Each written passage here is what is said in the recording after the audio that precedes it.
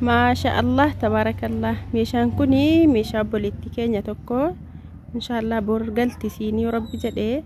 Egaa viidiyoo kana waraabaru dhimanni qanii xinnaa qidaamedha. Yoom akkasin bira ga'uun beeku bor galti siin inshallah. Haala kanaan meeshaan sii kun ji'a tokko duran bitee lafa kaa'ee haala kanaan hin boriin galeennaa nan babbaasee viidiyoo godhee gatii isaallee isin beeksisee namoonni meeshaa ajajachuu barbaadan asumaan waan barbaadan keessaa ilaallattu inshallah. Gatii meeshaa kana hundasaa isinittan himaa. Kun akkuma argitanu eelee biddeenaallee eelee lafaa eelee qoraanii qabdii, masoobii, safeetii, eelee mabraatii, mafarrashaa, carqiif firaashiif tiraasiisaa ispoonjiisaa wajjin jechuudha. Wanti hafe hin jiru maashaallah. Rabbiin nagaansi haa galchu. Uktii kiyya qaalee kunoo distii akkuma argitanu inshallah hundasaayyuu meeshaa kana hundasaa gatiisa kan isinitti himu ta'a. Hanga xumura viidiyoo kanatti na waliin tura. Egaa sabriidhumaan dhaggeeffadhaa hordoftoota koo. Biccuu viidiyoon dheerachuun niisu hamma ta'e kaa gatii isaa baruu qabdu jechuudha. Keessaanii gatii qodaa akkasii nuuf himii jettanii irra hedduun keessan gatii awwala na gaafattu gatii ta'ee fi qodaa kana keessaa hamma ta'e dabaluun niisu. Maaliif qodaan kun qodaa ji'a tokko dura bitamee tariitiin ni kaan dabaluu danda'a, ni kaan qannasuu danda'a, ni kaan bakkuma sana jiraachuu danda'a namaan galuu. Kanaaf inshallah jalqaba irratti viidiyoo hanga dhumaa sabriidhaan ilaalaan siniin jedha namoonni meeshaa ajajachuudha karoora qabu. Assalaamu alaykum wa rahmatullahi wa barakatuh. Kabajamtoota hordoftoota Saalihaa MTube jira jirtu nagaa keessanii alhamdulillah. Egaa har'a meeshaa qarshii 98,955 bitamee gatii isaa tokko tokkoon kan waliin ilaallu ta'a. Viidiyoo kana hanga xumuraatti na waliin tura. Jalqaba irratti saanii shorbaa kana firee 12 darzanii tokko birrii 660 nan bitee. Akkasuma sarbisii warqaammaa kana sadansaa tokko kunoo burcuqoorra kaa'een jira. Sadansaa birrii 3,200 nan bitee. Sadarkaa hedduu qaba gaa. Kun isa jiddu galeessa sanaa inni tokkoffaan birrii 4,000. Akkasuma burcuqoo kana burcuqoo warqaammaa jookii wajjiniin firee 12 jechuudha. Birrii 3,000 nan bitee fi sarbisii kana sadansaati inni 3,200. Akkasuma taansuudhaan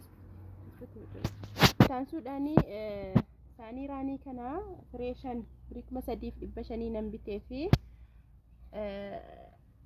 akkasuma kunoo siinii asaana baarii jedhamti kuni yookiin siinii seeraamikii jedhamti firee 12 darzanii tokko jechuudha.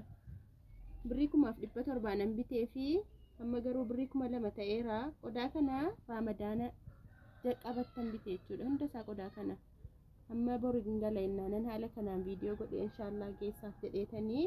Akkasuma jabanaa kana birrii maasqammacaa isaatii wajjin keddoo isaatii wajjin birrii 300 nan bitee fi guddaadha jechuudha jabanaan isaa. Akkasuma rakabootii jimmaa kana birrii 1,000 nan bitee fi kan 600 jira, kan 700 jira. Sadarkaa qaba gaa kun garuu isa muka bareedaarraayyuu. Akkasuma sufraa siinii kana isa kana bitadhaa hordoftoota gosa laastikii sanarra isa kana wayyanni kun baay'ee tokko itti meeqabaa an ofii kootii manatti meeqa qayyaraan erga isa kana bituu jammare takkaawaa tokko ta'ee hin beeku jechuudha. Kana birrii 1,000 biteef jechuudha.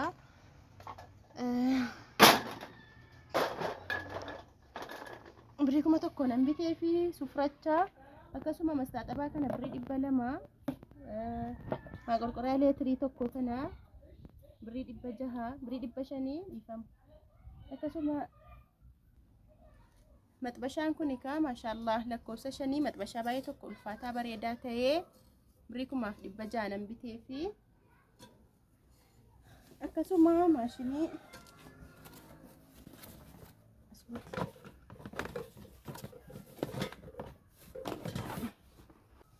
akkuma argitan nuka maashinii shunkurtii kana asuma buti bareeda silkii maashinii shunkurtii kana akkuma argitanu billaa abbaa billaa 5ti birrii 1,800 nan bitee. Isiin natti ni manni waan hanqate ofuma laalitti dabal yennaan isiin kun dirqama nama barbaachistila akkasii birrii 1,800 nan biteef jechuudha. Akkasuma tirii kana guddaa bicuusaa isa kana birrii 350 isa kana birrii 400 nan bitee fi tirii kana lamman nikeelii naa biteettee turte nikeelii wayyu garuu tirii isa kana wayyaa. Tiriin kun badaa bareedaadha. Nikeeliin izaaguu danda'a namaan galu suma andanyaa yoo ta'e iyyuu wanti akka nikeelii kun badaa nama hin gammachiisu. Akkasuma kun saanii qursii saanii qurxii jechuudha. Saanii zirgii kana firee 12 birrii 2,350 nan bitee fi akkuma argitanu buushii darzanii tokko qabdi. Kumaas qammacaa jechuudha. Darzanii tokko birrii 2,200 nan bitee fi qodaan sii kun kwaalitiidha la. Qodaanii obboleettii keenya kun akkuma argitanu ka maashinii juusii saachii kana badaa bareedaadha. Qodaan saachii maashinii juusii kana maashaallah jookii 2 qaba. La kun immoo burcuqqoodha jechuudha. La kun maashaallah kun kan juusiiti. Badaa bareedaadha la maashiniin kun jechuudha. Amma ta'e cimina qaba. Kan kana oliis jira, kan kana gadiis jira. Qodaan kun immoo maayikaadha. Maashinii shunkurtii kana ka maashinii juusii kana maashaallah maashinii shunkurtiitti na fiigara faanko. Maashinii juusii kana nama barbaachisa. Juusii yeroo tokko firee biyya keenyaa kana yeroo tokko juusii mana keenyatti hojjetachuudha nu barbaachisa jechuudha.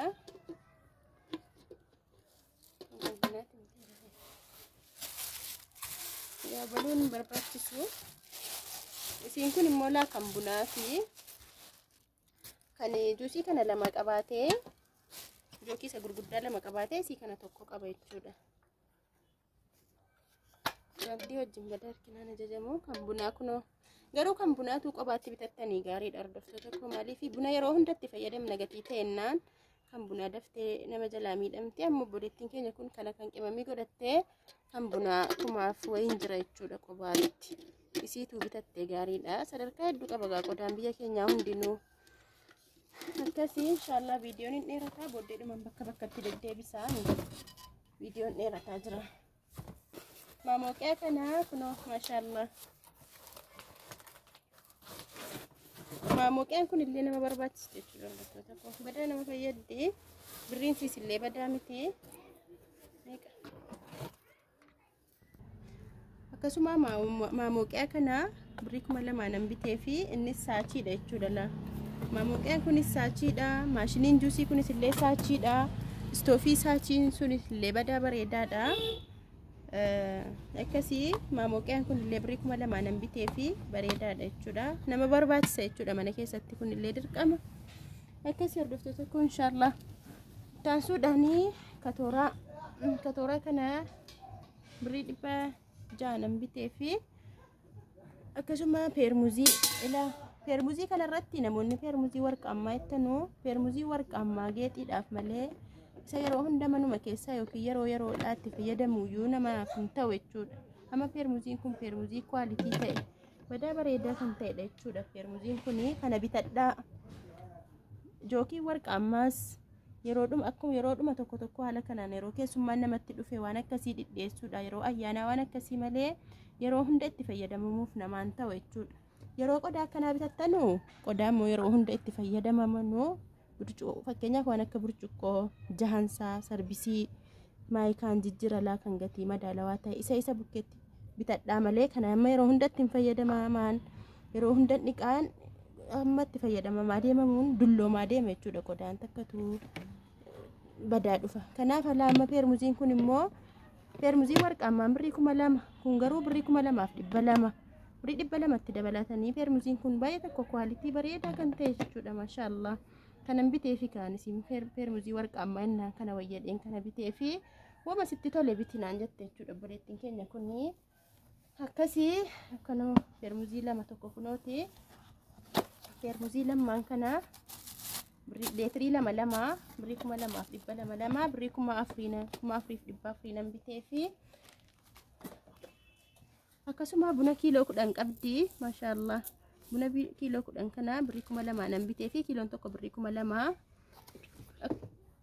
akkasuma birrii 200 jechuudha. Bunni kiiloon tokko dhiifama. Akkasuma mooyyee bunaallee qabdi birrii 400 nan bitee fi akkasuma distii kana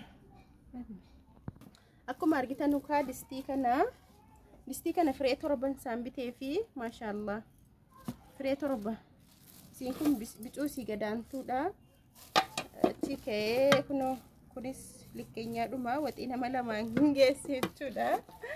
Egaa sadarkaa isaatiin kun hamman daanqoo 2-3 hojjeta jechuudha. Inni jalaa kuni firee torban kana birrii 5,100 nan bitee fi akkasuma baaldii bukoo kana birrii 150 nan bitee fi leetirii 20 akkasuma laa barcuma nan bitee jechuudha. Barcuma tokko birrii 900 nan bitee.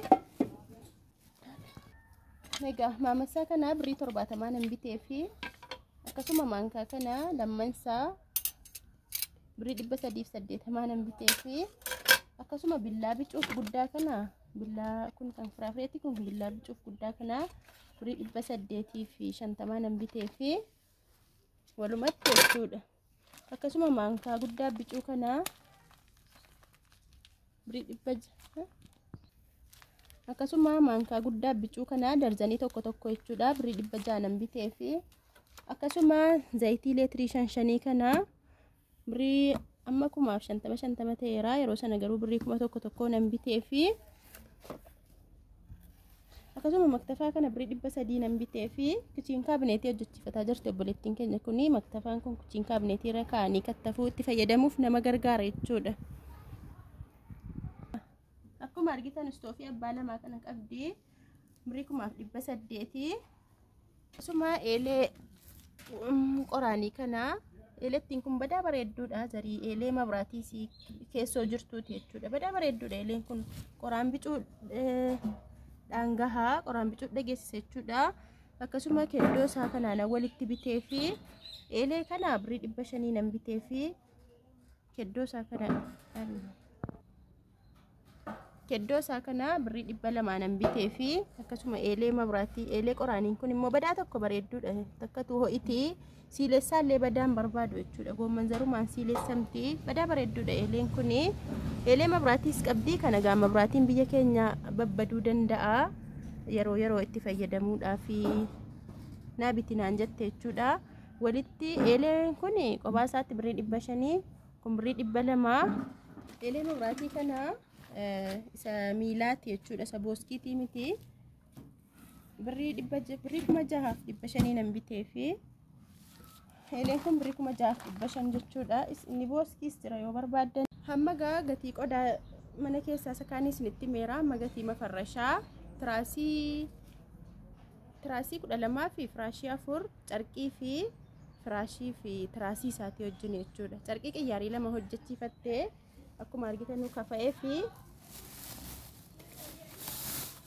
afee isin beekseera kafa'ee farabiyaanii jechuudha. Carqii qiyyaarii 2 tiraasii 4 firaashii 4 tiraasii 12 firaashii ispoonjii isa kana tiraasii firaashicha arfansaa jechuudha. Firaashiin kun birrii 1,500 sababa 12 jedhama tiknasiinsaa. Sababa 12 jedhama birrii 1,500 tokkoonsaa.